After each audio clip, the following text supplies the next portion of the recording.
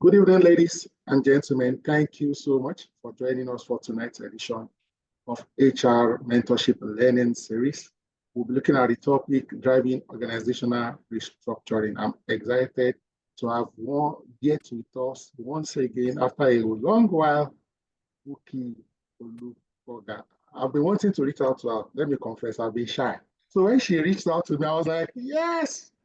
And I must confess that this is coming from a place of sacrifice.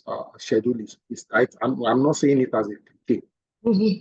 This is happening is technically a miracle. But just for the benefit of a few people who may not yet know Buki Olukoga, will read our profile very quickly. Is worth listening to. You will get insight even from our profile. Buki Olukoga is a seasoned human resource professional with over 18 years of experience in the telecom, banking, and manufacturing industries. Currently, she serves as the Human Resource Director, at British American Tobacco, popularly called BAT, not the other one. This is the first BAT, not the other one. I'm not saying anything. If you don't get it, forget about it. For the West and Central African area, where she leads the people strategy. She ensures that business objectives are met with integrity and a strong commitment to diversity, equity, and inclusion. Our strategic approach to talent management and organizational effectiveness has earned her widespread recognition as a transformational HR leader. Buki holds a Bachelor of Science degree in microbiology from Obafemi Awolowo University. I wanted to say Oba University, and a master's degree in industrial and labor relations from the University of Lagos. All right, ladies and gentlemen, our professional journey has been marked by a series of impactful leadership roles, including but not limited to facility manager, HR shared service manager, HR BP operations, talent and organizational manager, and HR business partner for West, East, and Sub-Saharan Africa. Throughout her career, she has spearheaded numerous key initiatives, including ethical leadership and governance, leadership and development programs, employee resource groups and mentoring programs, which have accelerated the careers of underrepresented groups, enhanced employee engagement, and strengthened the employer brand. Buki's contribution to fostering inclusive workplaces and championing employee development have been widely recognized. She was honored as the inaugural BAT WCA Woman of the Year. She was also named a Global Empower Executive Role Model and Lead for Sustainable Decision-Making, further cementing her influence in driving meaningful change within the corporate landscape. Ladies and gentlemen, beyond our professional achievement, Buki is also passionate about creating a supportive and empowering environment for individuals to thrive. She enjoys spending quality time with loved ones and indulging in her love for medieval fiction and strategy games. I will assume chess will probably make it. She's a devoted wife. She shares a deep bond with her long-time friend and partner, embracing life with resilience and commitment to continuous growth. Ladies and gentlemen, the next voice she'll be hearing will be that of Buki, speaking to us on the topic, driving organizational change. Thank you so much for joining us tonight.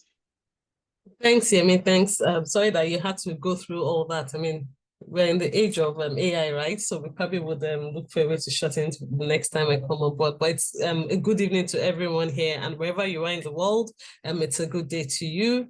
Thank you for joining this call, and Yemi, thank you very much for having me. Because I understand that I've spoken to Mr. Taiwo, is curious to hear more, and I know other people on this call definitely are here to hear more about the topic than me. So I'm going to go straight into the conversation. Preparing for this, I looked at, it gave me an opportunity to introspect in terms of my experience and, should I say, the impact it has had on the organization, and even some of the mistakes I've made. And so what I try to do is to make this as practicable, as pragmatic as possible.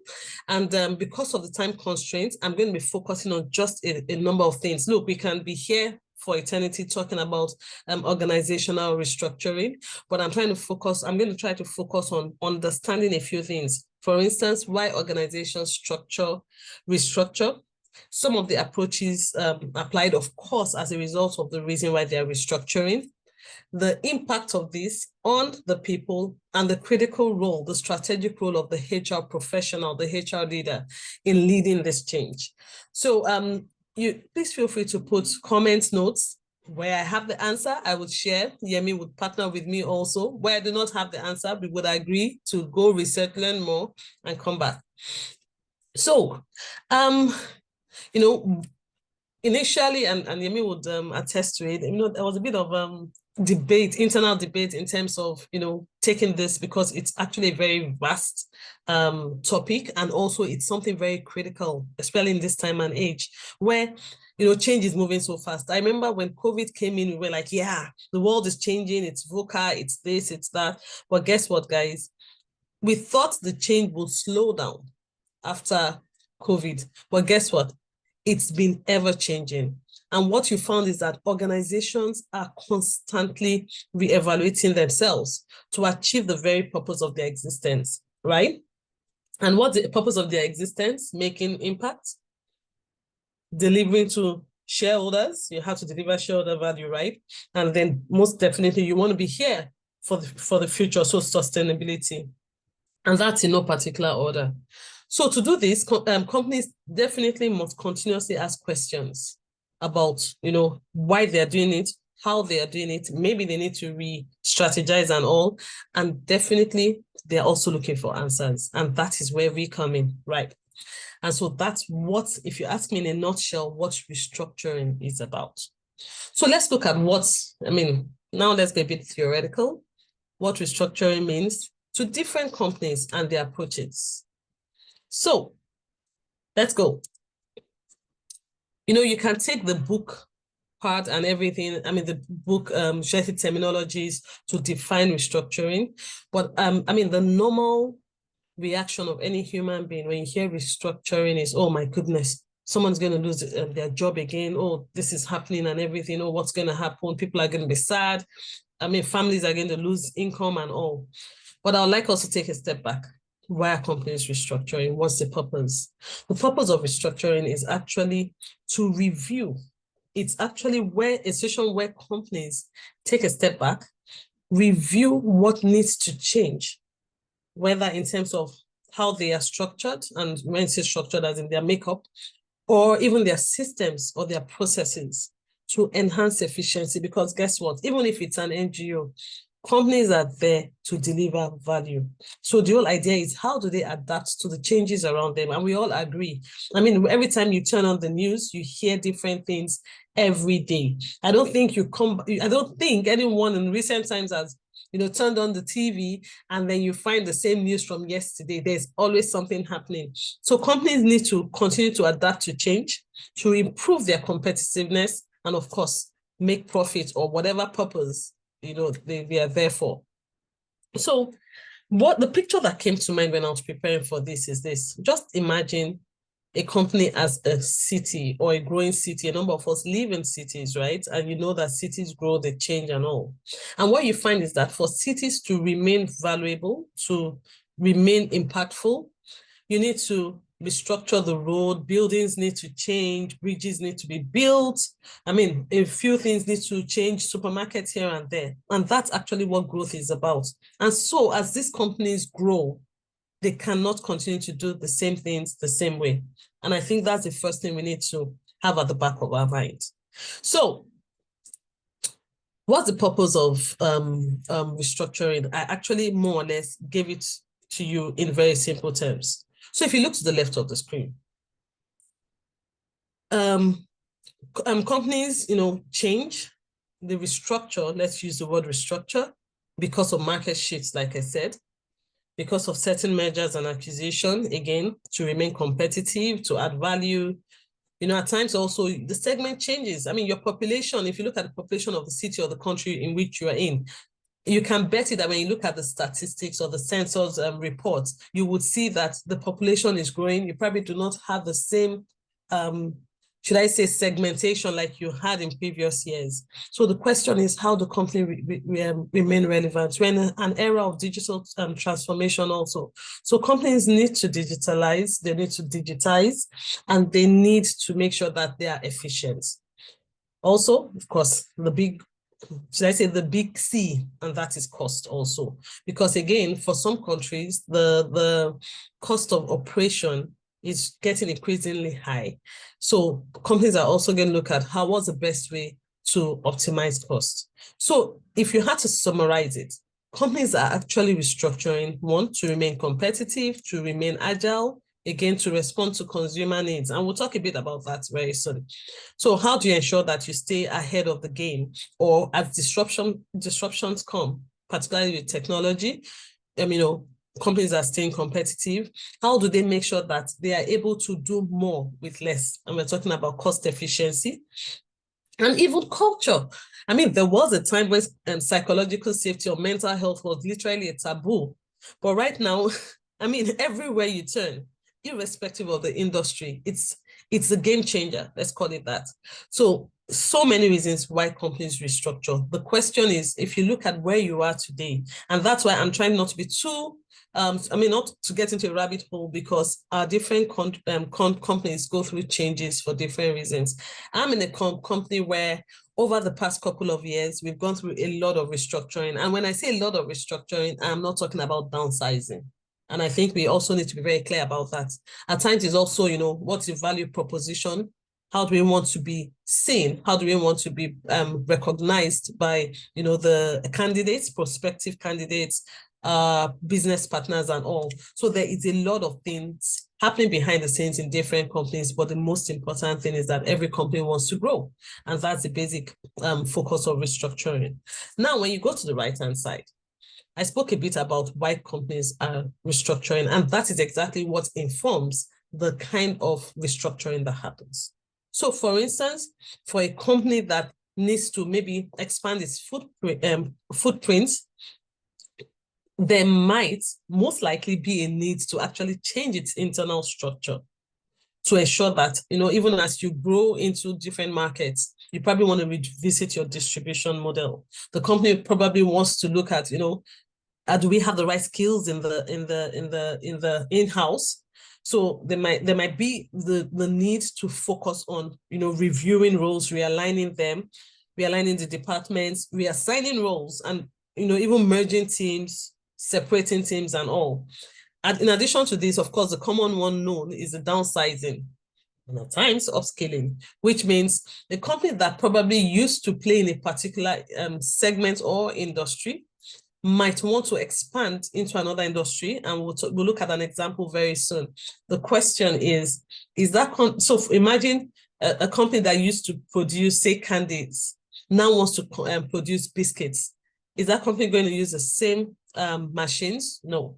Is the company going to need the same skills for doing biscuits? Certainly not. So the reality is that such companies might have to do away with some skills and bring in some skills, or even upskill the existing workforce to be able to meet its future needs. Or, we could go on and on and on, but the bottom line is the approach for restructuring. Number one, restructuring is not a blanket term.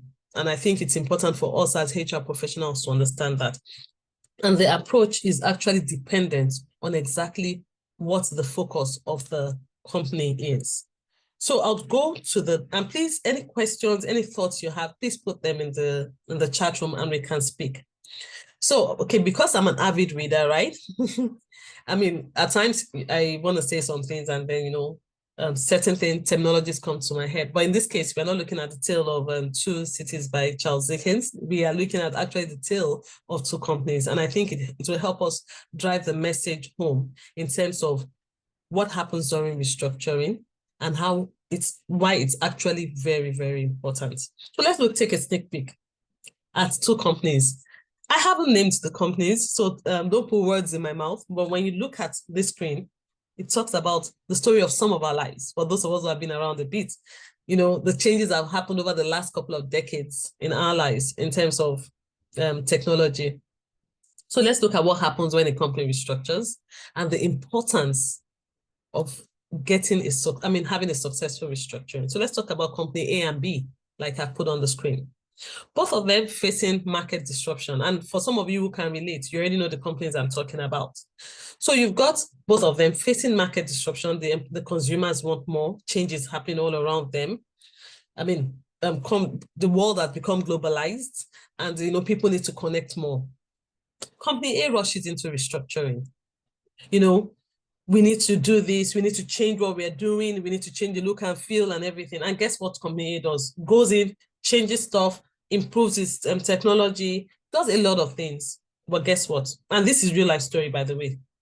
One, this company blindsides its teams. The employees in that company, which means they went ahead with a plan, a group of people within the company, the management and a couple of other people, without carrying the organization along. Of course, automatically communication engagement drops. The top talent within the company begins to leave. And this happened in the early 20s, early 2000s, by the way, because again, a number of us used the product, right? And this particular company was a global leader. It's known, it's all over the internet, so there's nothing to hide. It's Nokia. I used Nokia, I used a number of its brands. And what you found is that they were the global leader in mobile phones, if you recall. Literally all over the world, I think about 40% of the market share was theirs, right? And you had some other, in those days, you call them Mickey Mouse, thinking they're not going to catch up. You think they're just, faffing around and everything. But there were other smartphones, other organizations who came into the market and they had a different idea. They saw the need of the consumer. And then the old giants began to struggle to adapt. And did not restructure effectively. Rather than empowering its employees to innovate, the leadership began to focus on short-term fixes. Let's just move things here and there. There was internal politicking going on. Decision-making was, should I say short-lived, short-term, myopic, in my words, and they made a lot of mistakes. Now let's talk about company B. Company B also saw what was going on. And company B said, look, if we're going to make this change, if we're going to be successful, our people need to understand why we need to make this change. And they need to understand their role in this change. And what they did was that they took a structured, people-centered approach. Guys, remember, it does not mean that company B did not have to let go of some skills and bring in some skills. But the reality is that they told their people why they were doing what they were doing. And then there was constant communication. And this is from the reports, from findings, right? And then employees felt heard because they had an opportunity to add their voice to change happening. They were able to support, they understood, they were treated with dignity, and the transition went smoothly. And the second company I'm talking about here, company B, is Microsoft. Now, if I had to summarize the mistakes that company A made, which is Nokia, there was poor communication. Only the top management knew what the vision they had. They knew what they were planning. Employees and middle management were left in the dark. Now, when they finally found out, of course, naturally, it's human. When change comes, for those of us who understand the change curve, people would at times take their time to go through change. And one of our roles as HR professionals is to support people through change. I won't go into that yet. We'll talk a bit about our roles. And what happened? The leaders dismissed not just the concerns of their employees, but also even the concerns of their consumers. Change was happening right around them and they didn't see it. And they still went ahead with whatever plans they had. And finally, of course, because the employees had no voice, they were afraid of the leadership. And then they took off. A number of them took off. Didn't support the change. And definitely there were missed opportunities in the transformation. And what was the result? But before we talk about the result, let's go to Microsoft, which is company B. Microsoft went straight from having a stagnant growth and rigid culture straight into a people-first culture, where they brought their people in and said, look, this change is happening. How do we go through this together? This is what it means for you and I. And, we need you to go through this. So they led and supported their people through change. So number one, they shifted the mindset of the people to understand that competition is growing, and for us to survive, we all need to do this together, elbow to elbow. And they moved from the know-it-all culture that they have to a learn-it-all culture. Also, they empowered their employees. They communicated, like I said, and of course, because there was transparency, there was trust. And so the employees went along with this transformation.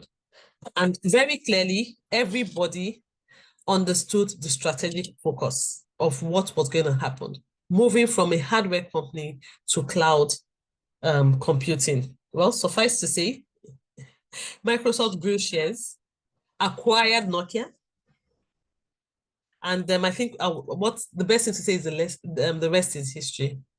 I mean, you talk about Microsoft today. When was the last time you spoke about Nokia? I mean, looking at this story, the reality is that there are so many other examples around us. We can talk about Meta, more recent one, Meta, Facebook to Meta.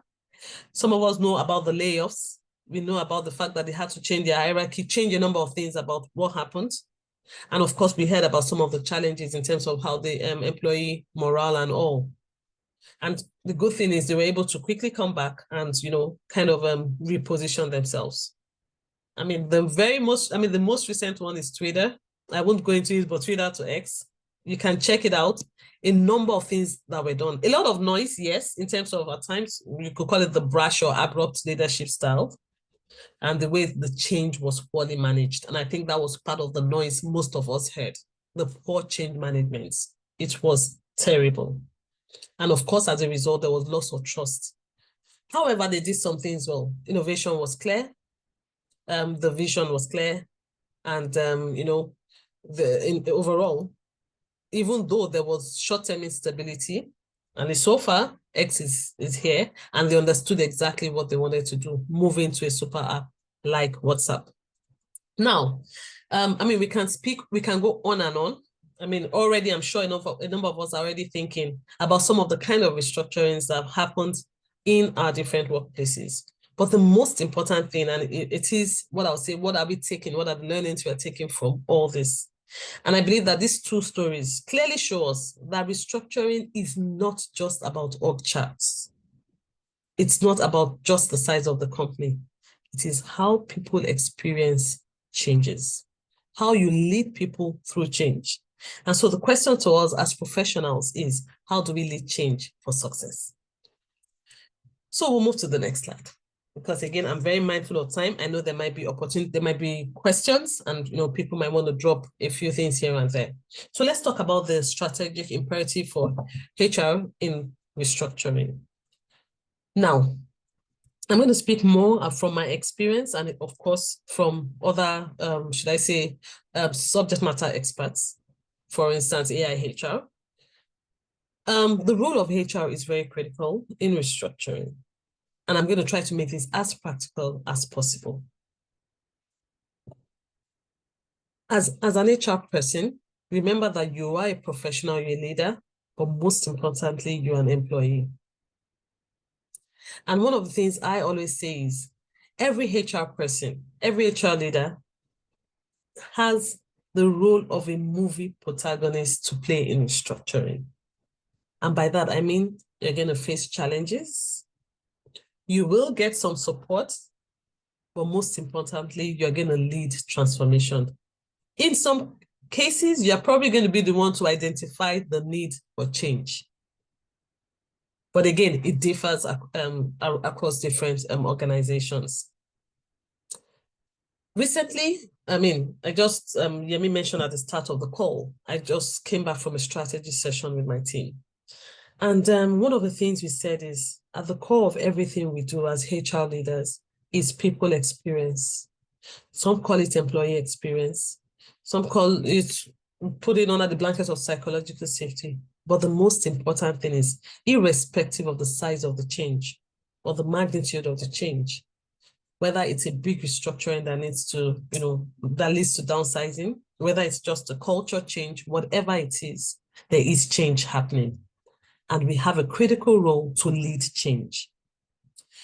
At times, I would say that the role of change management or the importance of change management is underemphasized. I think that's the word to use. At times, we just think, okay, we inform people this is happening, hey, get on board, and that's it. But it's beyond that. As HR people, let's talk about, how we lead change. First, restructuring means, if you recall what I just talked about, the organization has a change in either its vision, its culture, whatever it is, there is a shift. How do we help employees to understand that there's a shift? How do we help leaders within the organization to understand their roles in the shift?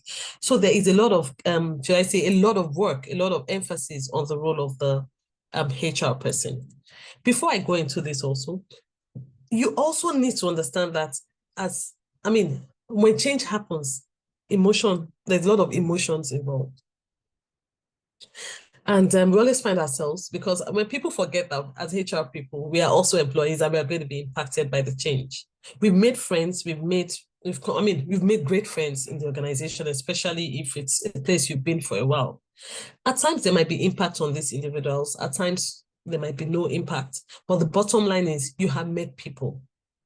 And so you are also impacted by the change, but you have to remove, our role is to remove our emotional hats and help the leaders, help the employees through the change happening. So for instance, if there's going to be a structural change, how do we work with the leadership to understand that you just don't go off, you don't just switch off people's access to a system, for instance, and tell them, yes, we told you change has come, it has come, or people go read it in the papers. It is important to help them know their role in the change. Of course, I do know we do meet with resistance. Remember, I did say that, but the reality is that we have to help them understand the impact and show them the numbers. A friend of mine said something, that data doesn't lie. You can use data to get what you need, but today is not about data, right? But please, there is a mammoth of information in terms of the impact of change, how change has helped. I shared an example just now. And I think when we begin to help leaders see this, they will understand. Now, let's speak a bit about addressing resistance. So we'll still go through a bit of the cycle of the roles of the HR person, but now we're still talking about the importance. And you might ask, why am I addressing resistance? I mean, that's the decision of the business. We need to move on, and that's it. But the reality is that if you're going to go on that journey, unless you're planning to shut down, even if you're planning to shut down the business, you still need the employees to walk through, because there are a number of things that need to happen behind the scenes, right? So how do we help leaders to communicate the change? How do we help them to, should I say lower the water? It's an expression I like to use, which means be a bit more vulnerable in explaining the change, taking people through the curve, and helping to embrace that change. Because again, like I said, it comes in different ways. And we'll speak a bit more about this.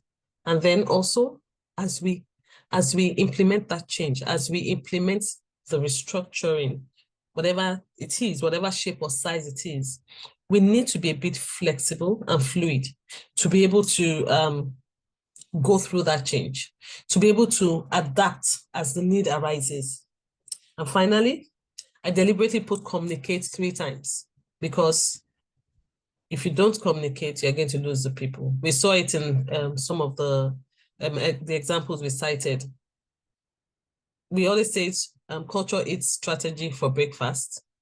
That is a saying that should be at the top of mind for every leader and every HR person.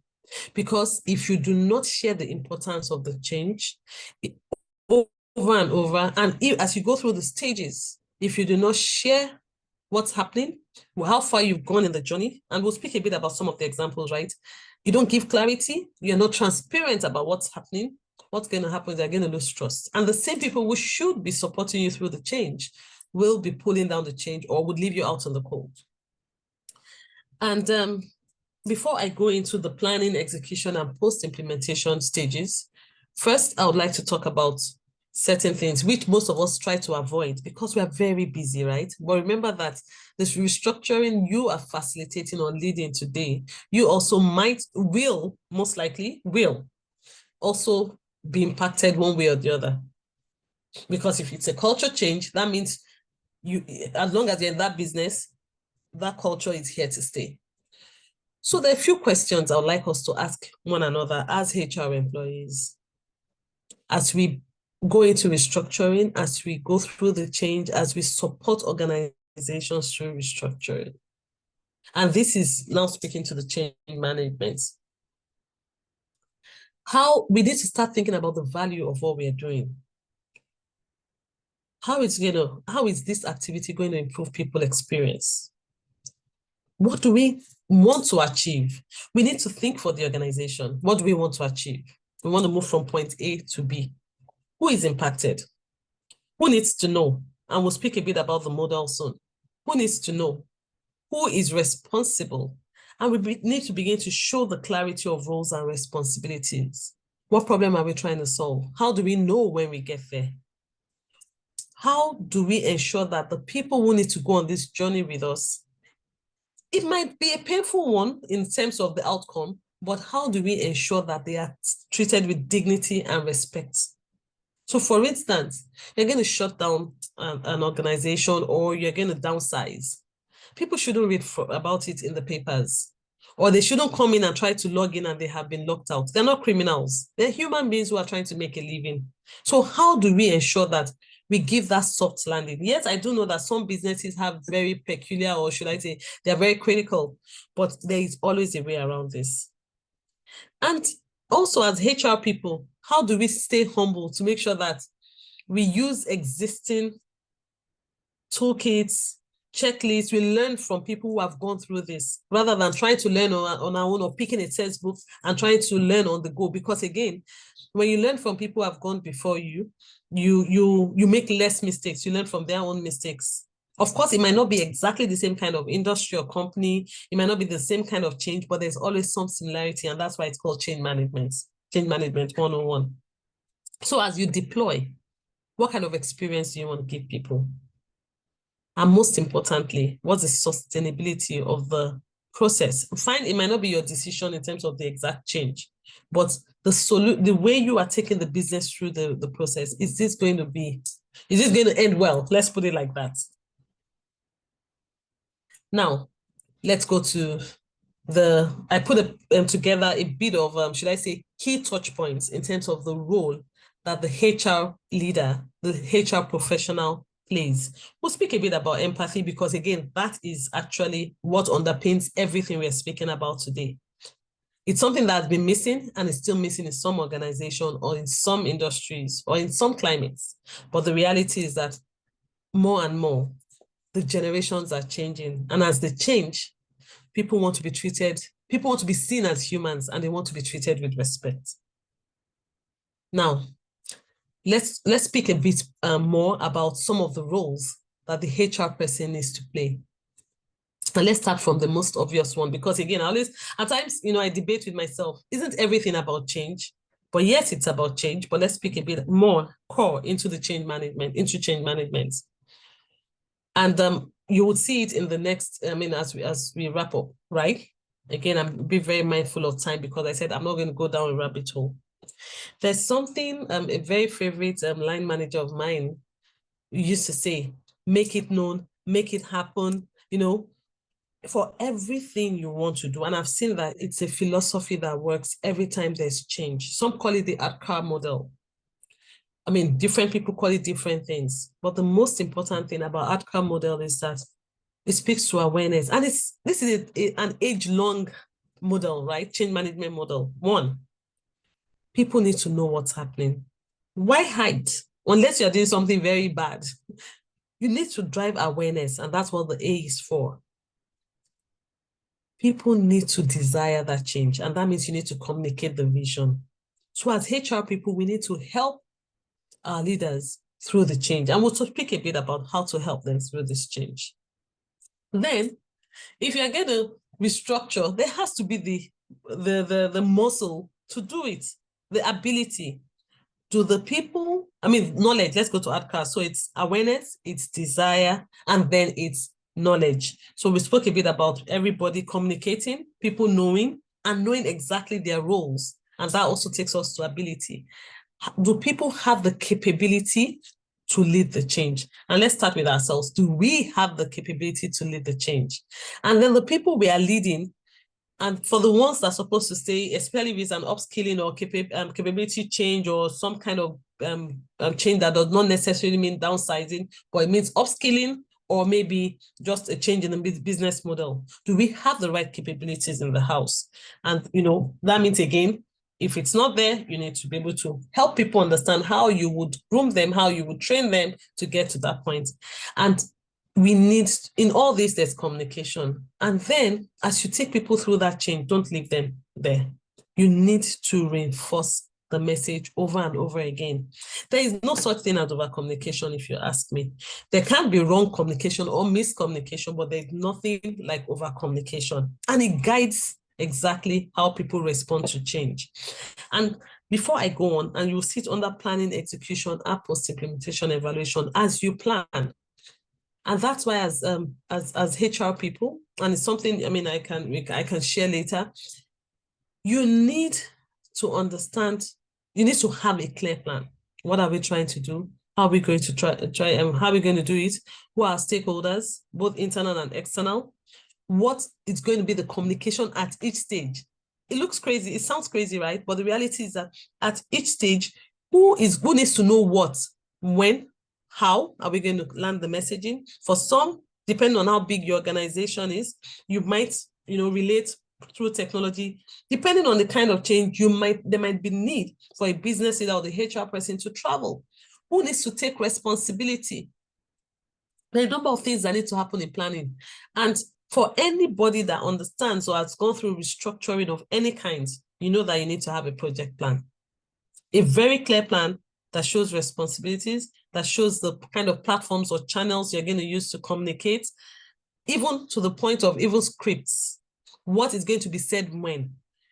Please note, when I say scripts, it doesn't mean you're going to be writing some, nice, fancy speech. No, it's about actually helping particularly the line managers and the people who are going to communicate the change to understand how to manage their language. Because especially when it's a big change like downsizing or even like a merger, the communication has to be clear. And you will understand why Twitter was in the news for a long time for the wrong reasons. So it's very important that this is all part of the planning stage. What documents do you need to use? Whether there's financial impact, is it clear? At what point? Where are the checkpoints? And who gives updates and everything. So there's a lot of stuff that goes into planning. And I'll talk about the toolkit in a bit. Also, what a great plan without execution. Now you have planned. When you get to the execution stage, this is time when it's okay to actually second guess yourself. When I say second guess, it means don't assume I know the plan, it's here. Always look at your plan, check it, be sure that you are following it. Of course, there needs to be a bit of fluidity, right, in terms of agility, because again, every good plan, there might be one or two, things that just may happen, surprises here and there. You need to be able to say, okay, if this happens, then we go back to this stage of the plan. And execution has to be excellent, flawless, and seamless, especially when it's a big restructuring. And then finally, when you have gone through everything, to not just say, yes, we're done. Everybody knows the information now. So back to the ADKAR model. Everybody knows that this is the new culture. Let's move on. Everybody knows. How do you make sure that you embed it? How do you make sure that you reinforce the message? Is it there on your walls? If it's virtual office, is it there on your screensavers or whatever it is you use to communicate?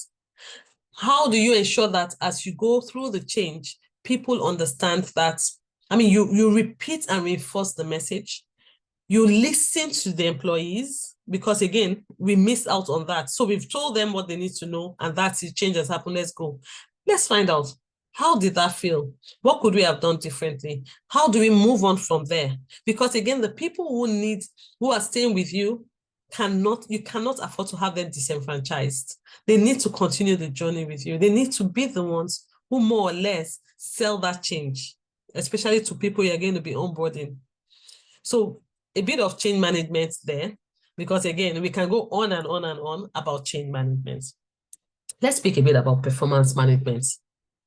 And you'll be wondering, it's a restructuring. Why are we talking about performance management? Why are we talking about talent management and all? The reality is that as you go through restructuring, we spoke about a bit about the different types of some of the different types of restructuring. The reality is that it's change. Change in the mindset, change in the skill sets, and at times even change in the tool sets. So which means it's a kind of change for employees. You need to take a look at your skills inventory. Do you now have the right skills? Remember, you have to start from your needs analysis to upskilling. At times you need to buy the skills. At times you need to exchange the skills, whatever move you decide to take. The reality is that you need to get to a point where you need to now check, do an inventory of, do we now have the right skills? Now, when we say that, it means for you to even start from point one, you need to go into your talent management system, to your records. What's the historical performance? What kind of skills do we need? A bit of, analysis, inventory. What do we need? Where do we have them? You probably need to move people around. And then who do we need to bring in? So you're going to revisit your talent management, should I say your practice, more or less, to make sure that as you go through the change, you're not just going just because. And this is where you actually avoid some of the pitfalls of nepotism. You avoid some of the pitfalls of emotional, should I say, halo effect, in the sense that people are so emotionally distressed that change is coming that they actually miss out on the key things that need to be done to make sure that that change is actually impactful. You need to look at your performance records. Maybe this is the time where, for those who do not practice, a bit of, should I say, potential talent and potential identification, that's identifying your high potential talents, then maybe this is the time you want to quickly have some talent decisions. But again, it's usually better to already have it, so that in the time of change, you're not too emotional about it, to be able to refer to it and to see where people sit in these boxes. And, what do you need to do to retain your key talents or to redeploy them, or perhaps even upskill some of your talents.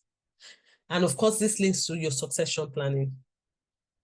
How do you ensure that the people in your future that you have backed, especially if you've done your succession planning very well, the people in your pipeline, that you still have a strong bench? Because the last thing you want to do is lose these guys as you're going through restructuring. So you have to ensure that there's leadership continuity.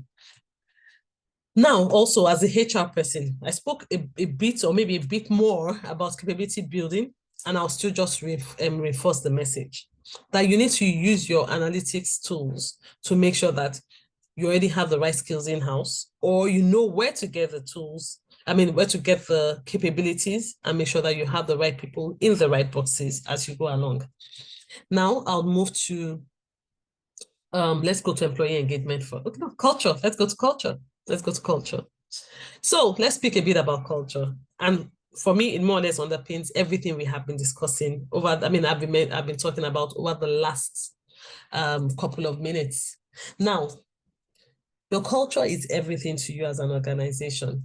As much as some think, it's just a soft thing, believe it to HR. We are business people. The business leaders think we don't need to get involved. Let's leave it to HR. HR will take care of culture. No, it is everybody's role. So when we talk about culture, it talks about taking your people through the journey. And let's link it to employee engagement. It's about, how do you ensure, again, that your people believe in the vision? How do you apply a human side to restructuring? How do you improve the experience? There are some organizations where people have worked and would come back to work there because of the way they were treated. If people have to be exited, how do you treat them with dignity? If people are going to be upskilled, how do you help them understand how it will happen?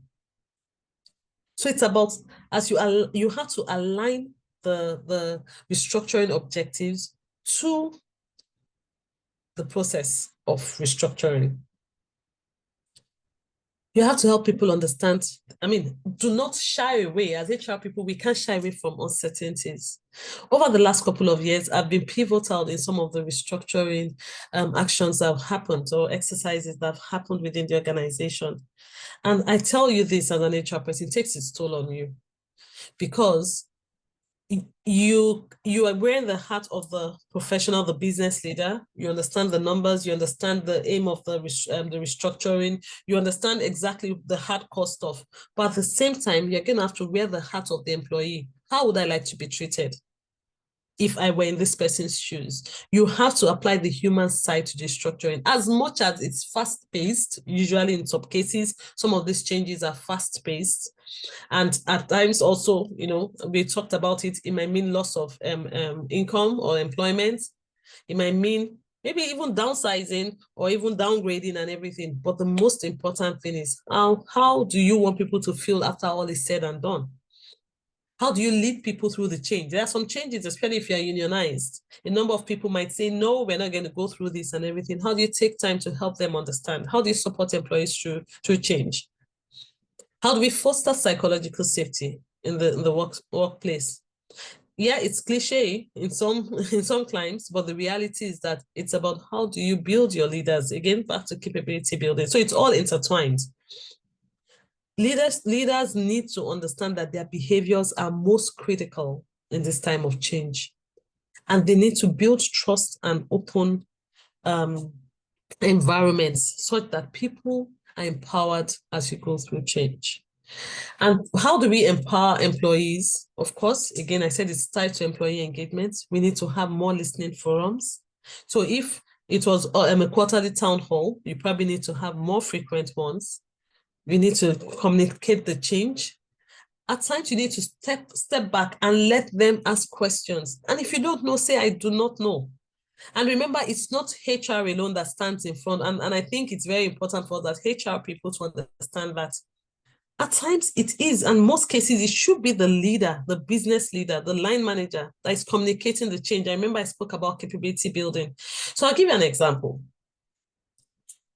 I'm an HR person, right? I'm currently in Lagos. I'm currently located in Lagos. I manage a team across West and Central Africa area. I also relate, I have employees across, I have team members across Sub-Saharan Africa. I'm not going to be everywhere at every time. But remember that I'm not direct line manager to every one of them. There are people who also manage these people. So it's important to help them, build them up, and check in with them to make sure they are communicating right. At times, you might need to just do a bit of deep stick survey here and there as HR. Allow for questions and answers. And when you don't know, be humble enough to say, I do not know, I will come back to you, or we will come back. Yes, there are times people are angry and, you know, that might want to get to you, but you've got to ensure that as much as possible as an HR person, and that's why I talked about the scripts earlier, you need to help line managers understand when to stand down, how to, you know, speak and when not to speak. Guys, it doesn't, the first time is usually very difficult, but as we practice this more and more, and we do not shy away from it, and we at times, there are times I go back to some of my, should I say, mentors or coaches, even outside my industry, when I'm confused or I'm not sure. You need to ask, you need to learn from others, so that they understand you are able to do your work more effectively, right?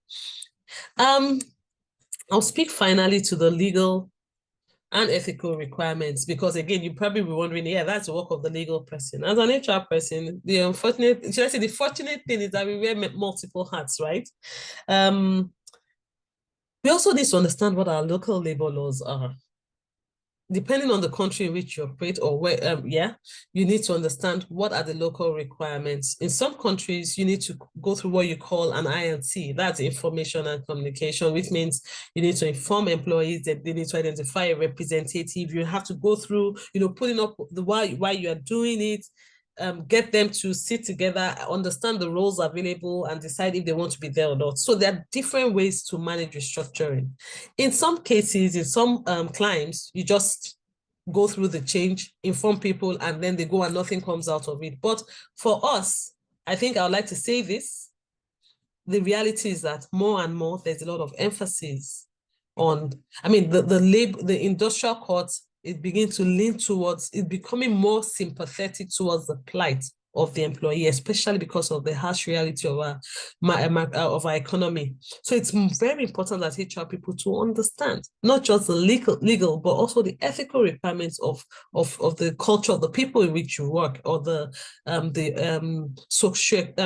legal framework of the countries in which you work, to ensure that as much as possible we are supporting and we are guiding the leadership to make the right decisions, so that we do not jeopardize the we do not jeopardize the reputation of the organization.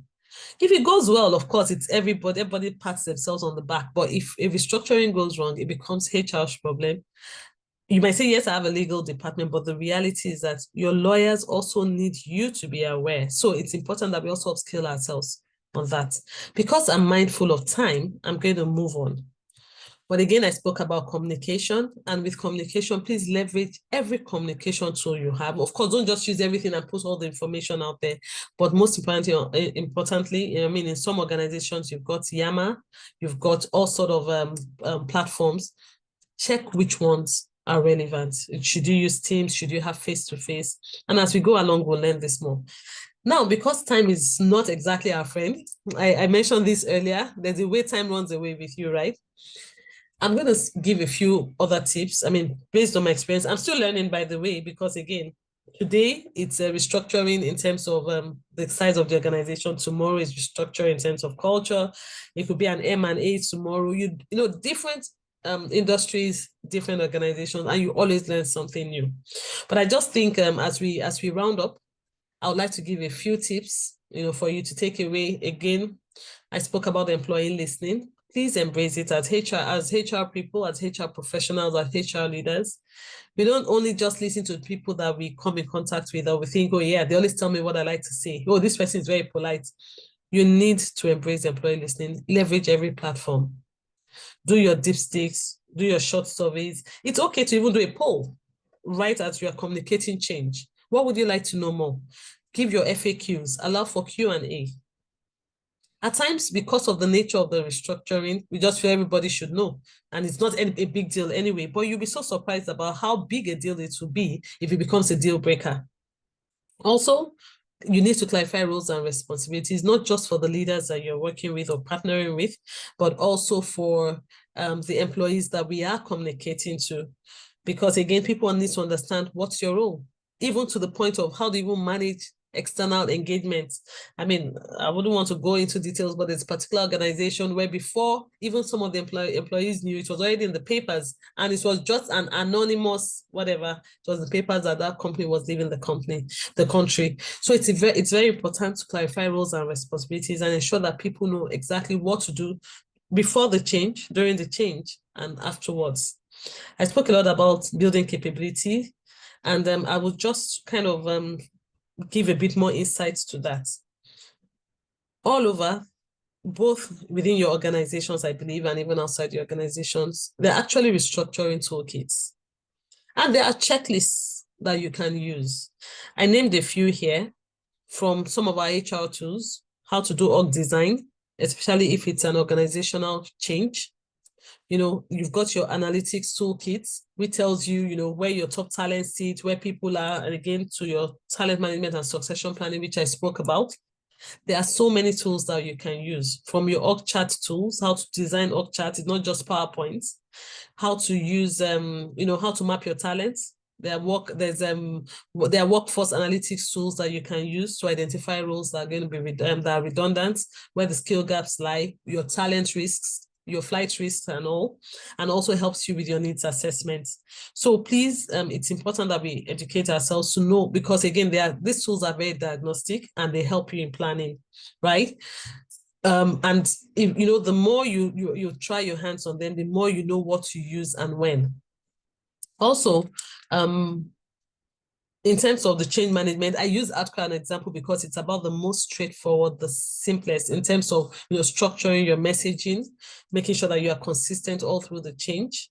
But there are also other tools you can use for change management within your organization. And at times we underestimate them. And these are actually your influencers within the business. So it's important that you know your influencers. And we're not talking about the grapevine. We're talking about people who are well respected, who are very mature, and understand how to communicate change. We also need to leverage them. And most importantly, I spoke about, you doing your dipsticks, your pulse surveys, leveraging all your communication tools within the organization to know that people know where to find answers at every point in time. Let's not leave our people in the dark. It's very important. And then remember your project plan and your checklist. No matter how senior you think you are, you will be very surprised at how much you can miss out on if you do not stay very close to this. So the ask is, as HR people, my recommendation, which I would say to you, is at every point in time, wear the hat of the employee and also wear the hat of the business owners. And make sure that at each stage, you are weighing the perspectives of both parties, of both stakeholders, right? And learn. You have to equip yourselves, especially if you haven't gone, even if you have gone through a number of restructuring, it's important that at every point in time, you're humble enough to learn. And when you do make mistakes, allow yourself some grace to learn from these mistakes. Of course, at times you pinch yourself and you move on. But most importantly, my ask is, let's stay relevant. Let's lead the change as is expected of us. Thank you. I hope right on time. Thank you very much. Over to you. Do I stop sharing, Yemi?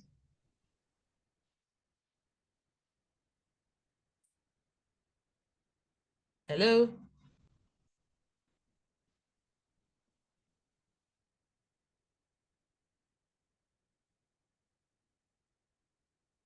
Hello? We can hear you. Okay. So I don't know if there are any questions. I can't hear Yemi. So I don't know. Maybe I'll just go straight into the chat room and see if there are any questions. Okay. Well, thank you. Oh, yes, I agree with you, Yemi. No one should work alone in this HR journey. Nobody knows it all. I promise you, nobody knows it all. I mean, when you were reading my profile, to be honest, I thought of it, I was just like, yeah, I've come a long way, but there's still a long way to go. We keep learning every time. And I think as long as we stay humble, we will continue to learn more. And yes, let me see, is there any comments, any questions? Okay, I see the comments. Thank you very much for Larry. If you are AOO Tolulope, thank you very much. I appreciate it. To share experience? Okay, I think Yemi, I can hear you now, Yemi. Okay, I can see Tochukwu. Oh, sorry about that. Yeah, Tochukwu, I can see your hands. You have the floor, Tochukwu. Maybe you can unmute your mic. Thank you so much. Good evening. Can you hear me now? Good evening. No? Yes, I can. Okay. So I thank you so very much for the wonderful presentation.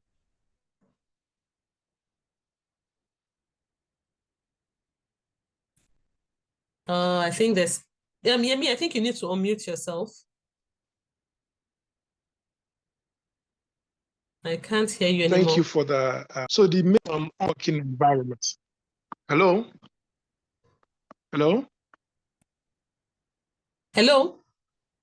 Can you hear me now?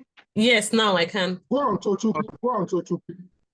So I'm saying that in most cases we work in unrealistic work environment, especially in the case of one-man business, and where most of the time the proper structure are not followed.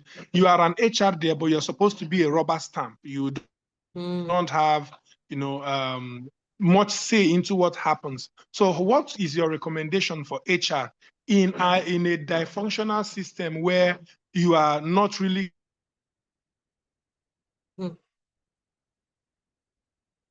carried along, and then you are expecting the change and all of those things? So at what point do you come in as HR, and what can you do as HR under such a situation? Thank you. So Chuka, I'm going to answer this as Bookie.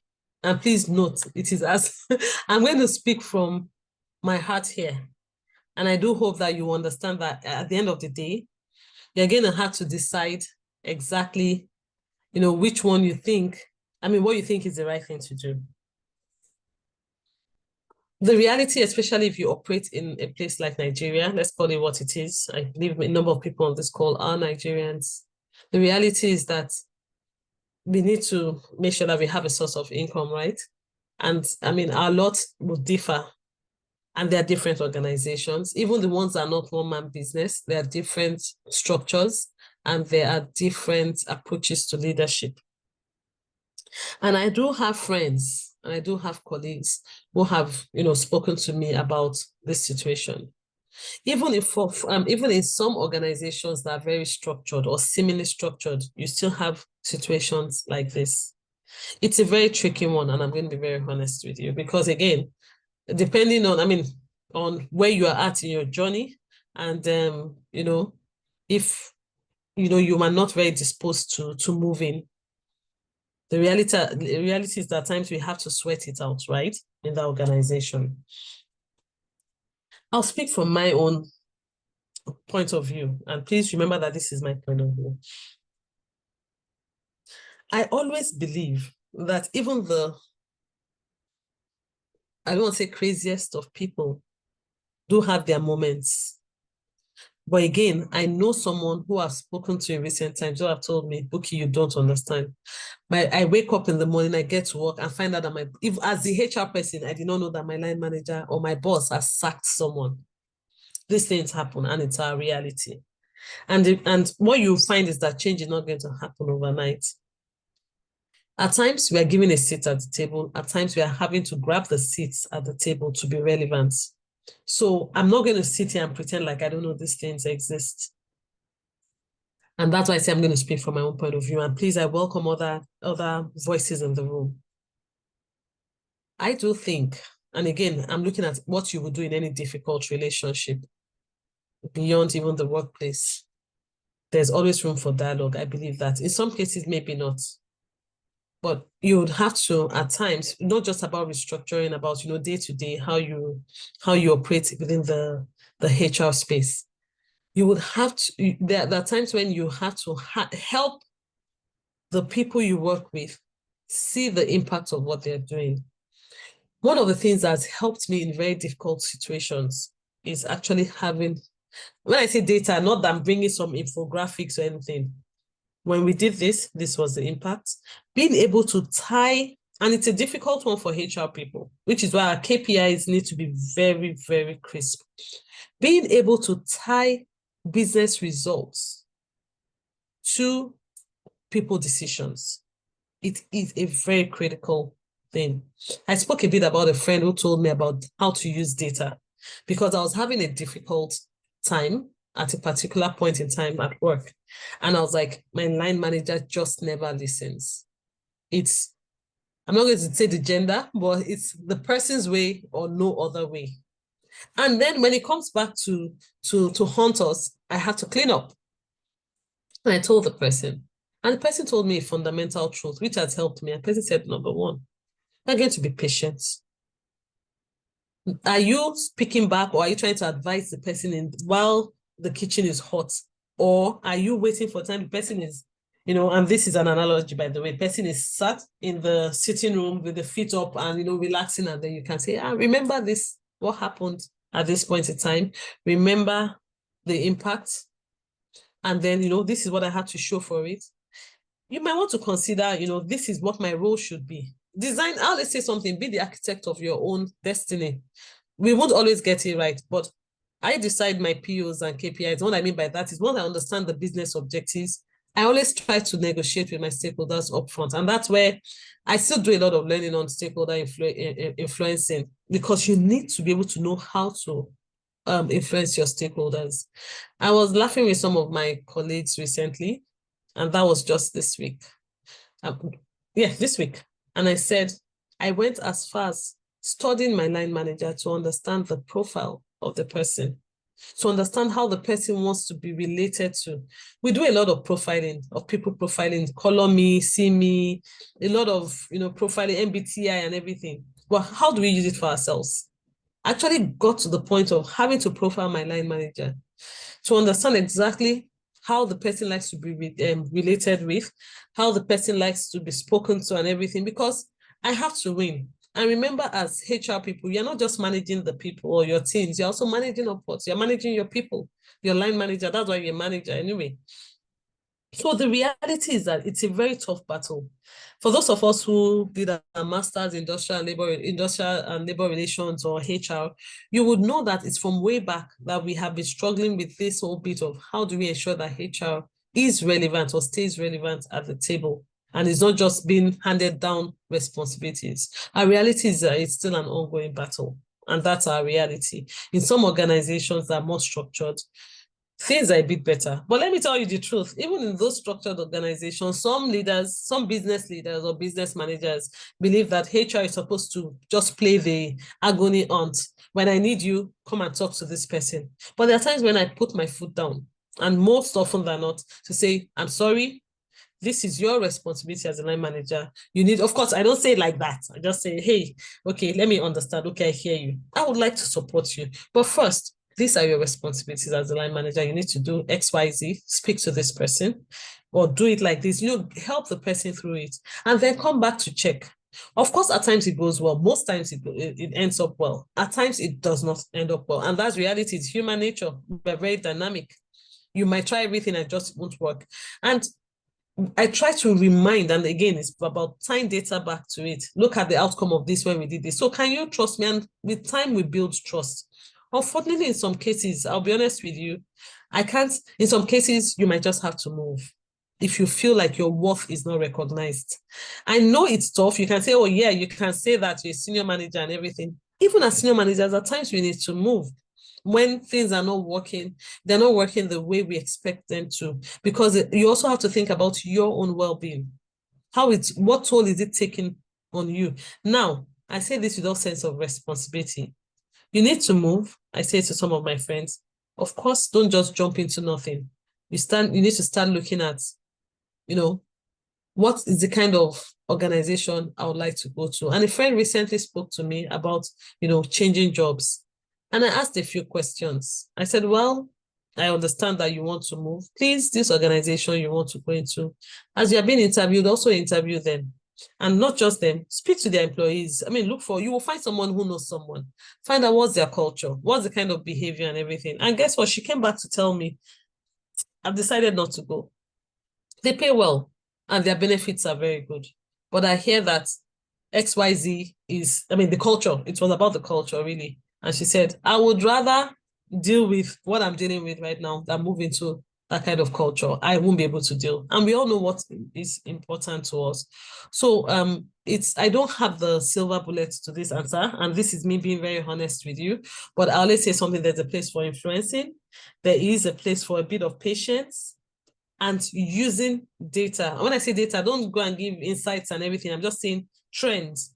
Use the trends you have, use your in-house, whatever, to justify why things need to be done and perhaps engage more. So let me tell you something. And please, let me just check to be sure my colleagues are not on this call. I actually have a reminder every day. And that's just on a lighter note, by the way, when I said my colleagues are not on this call. I have a reminder every day to remind me to always touch base with one of my line managers who is remote. Because I tend to get into what needs to be done, deliver and everything. But I realized that I was missing out on the communication, on the engagements. And this is me learning. So more and more now, I have a reminder on every morning it pops up to say, hey, engage this person. So I'm not saying I speak to the person every day, but I remember to have touch points to make sure that, so that the day when the time comes to influence that person, when the time comes to, deal with tough stuff or get a voice at the table, I'm not a stranger. So while I'm not in your situation, Tochukwu, and I have I put it up and I can put it here. I have my LinkedIn profile. We can have a conversation and where we can discuss in details more of what's happening, and also equip you to make sure that you've got some of the things that will help you win where you are. So it's also about capabilities. I'm not saying you don't have it, but at times you probably need to just, do a bit more, be more present, revisit your own brand to make sure that, you are also well recognized where you work. It might not be what you want to hear, but I mean, like I said, I'm speaking from my heart. And please, if there's anybody on this call who has gone through a similar situation and can add to this, please feel free to. Again, it's a sharing platform, I believe. Okay, Osaz, yes, please.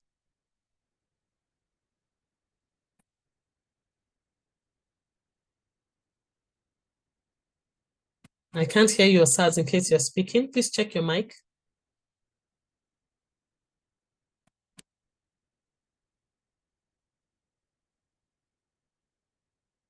I don't know whether it's from my end or... Hello? Oh, you are restricted from unmuting. Yemi, can you help with that? We need to unmute Osaz. While we're waiting for that, Tochukwu, I don't know if you're still there, and I mean, if you want us to discuss more, we can.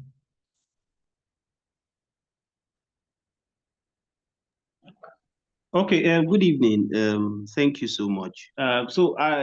What really caught my attention from where you're speaking for while you were responding to the question that was just asked was when you talked about taking your time to study your line managers and the leadership. I mean, this is something that happens every time. I know while it's very good for us HR, I think a lot of HR people, we get carried away a lot of times to tilt towards the angle of employees. And yes, we know that there are a lot of employers who have been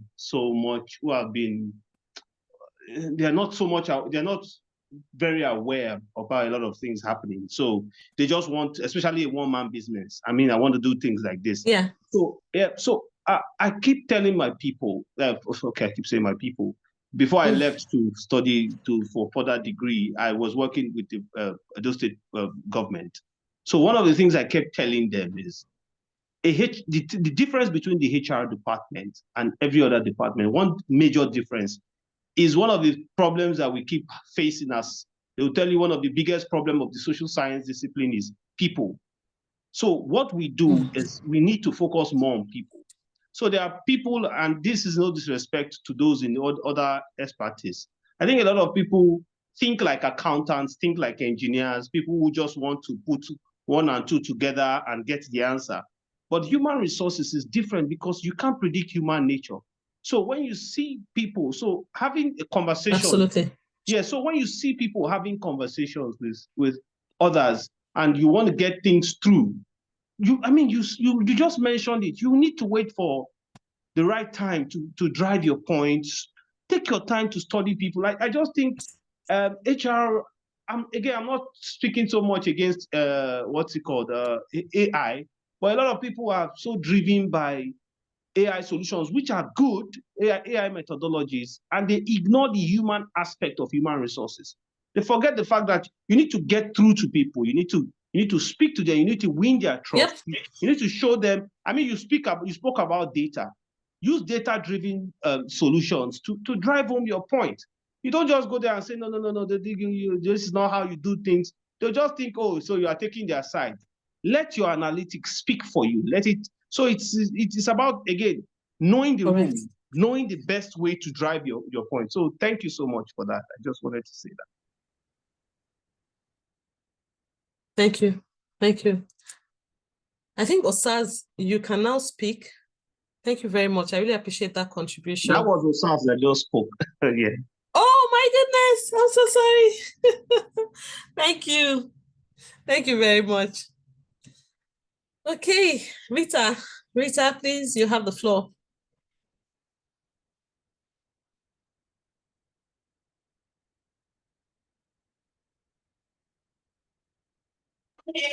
Hello, sorry. Good evening, everyone. Bukola, thank you so much.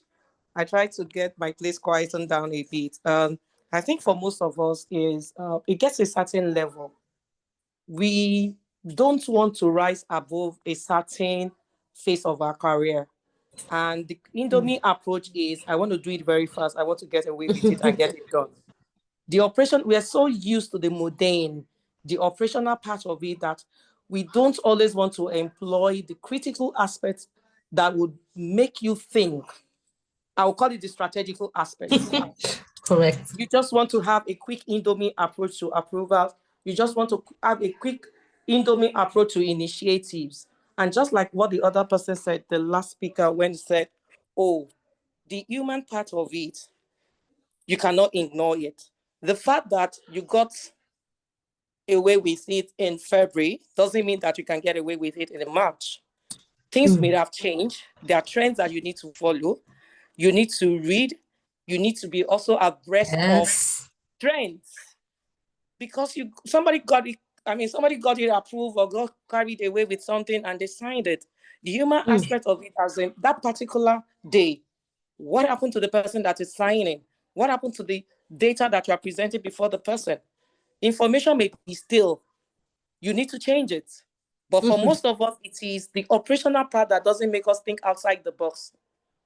And most of these things, when you keep on making that same mistake, keep on doing it, it becomes your brand.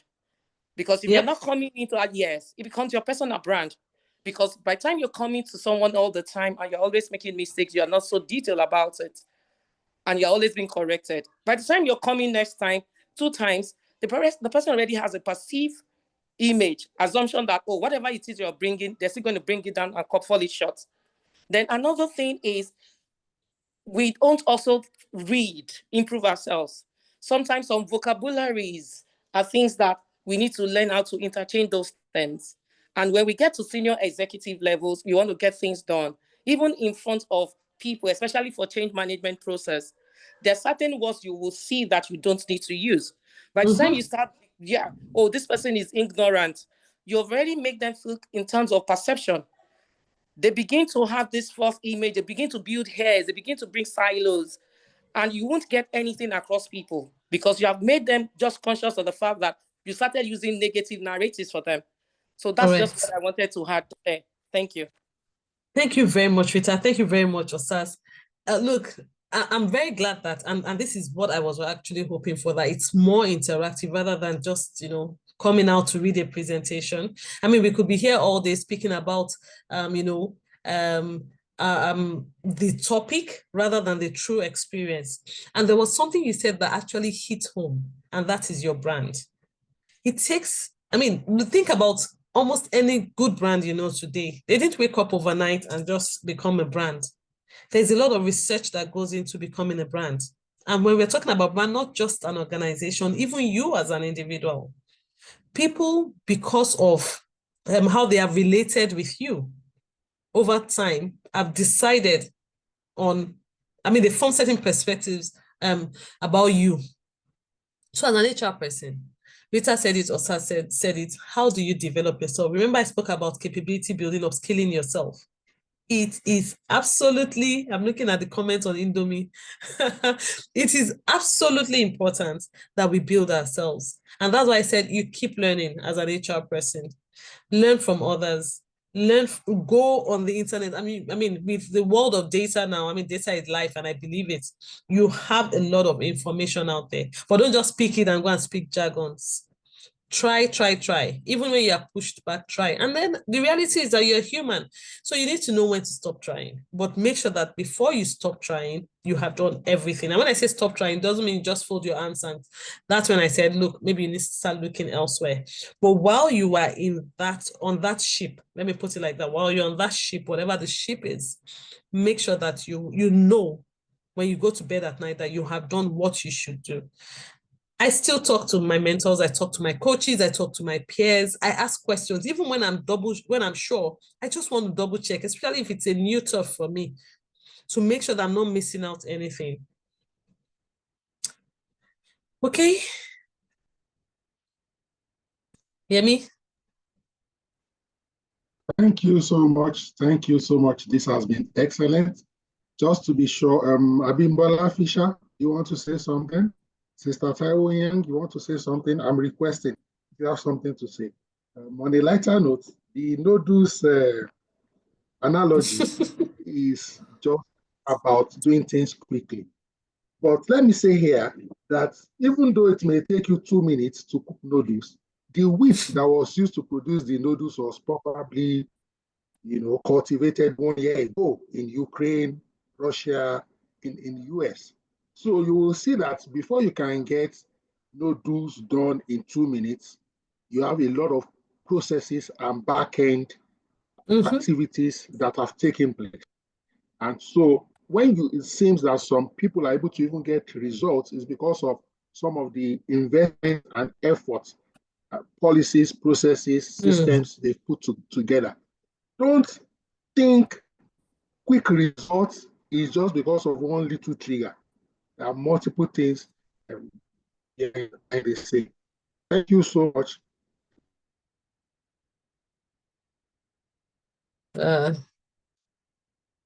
I think Yemi's network is really acting up.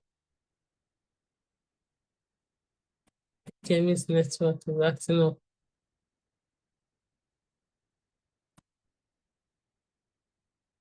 Okay. Maybe we need to move on without Yemi. Yemi, if you can still hear us, okay, Tochukwu, I see your point. It's the network. Sorry about that. Yeah. So, ladies and gentlemen, please let's unmute and let's verbalize our appreciation to our facilitator, our highly esteemed facilitator tonight. Let's say thank you. We can all unmute now, please, and say thank you. Thank you. Okay. Thank you. Thank you too for joining. Thank you for joining and for the contributions and for the very lovely comments there. Thank you so much. It's been an honor sharing today and also listening to the contributions also. Thank you. Thank you very much, Thank Buki. you so much. We love Thank you, you. ma'am. Thank you, ma'am. Thank you, ma'am. Thank you for your Thank time. you. God bless you so much.